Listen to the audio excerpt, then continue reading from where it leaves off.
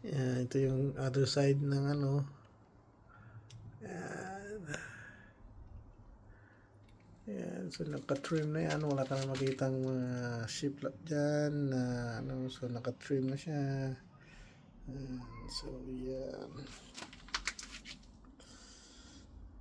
Trim na lahat yan. Nakasemento na yung gilid para hindi pasukan ng tubig. So, sinimento ko na, siniksikan ko yan ng semento. So, yan siya. So, yan. Naka-trim na yung gilid.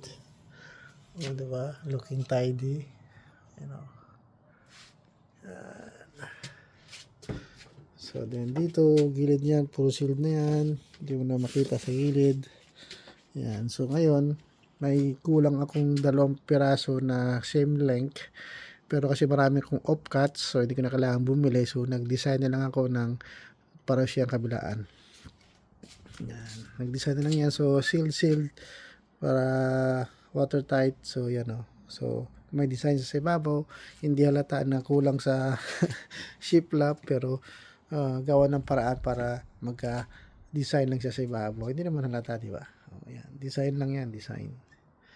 Yan. So, pares na yan. Palibot yan. Puro nakasealed na yan. Ilalim yan. Tapos, yung dito isang gilid. So, yan o. Sealed na rin yan lahat. Kasemento na yung bawat gilid. So, sa labas, kompleto na dito sa labas. So, ang kulang ko na lang is sa loob. So, sa loob, okay lang yan kasi hindi ka naman ulanin sa loob. At least sa labas, tapos na. So, ito, yun sa loob, hindi pa tapos. So, semento na lang yan, tsaka laminate wood flooring ang ilalagay ko dyan. So, maybe few days o few weeks, matatapos ko na rin yan ang loob. Kasi, mapipinturahan ko na ulit yung ibabaw no, yung kisame. So, yan siya. Is my extension. It's made by myself. Lovely, lovely.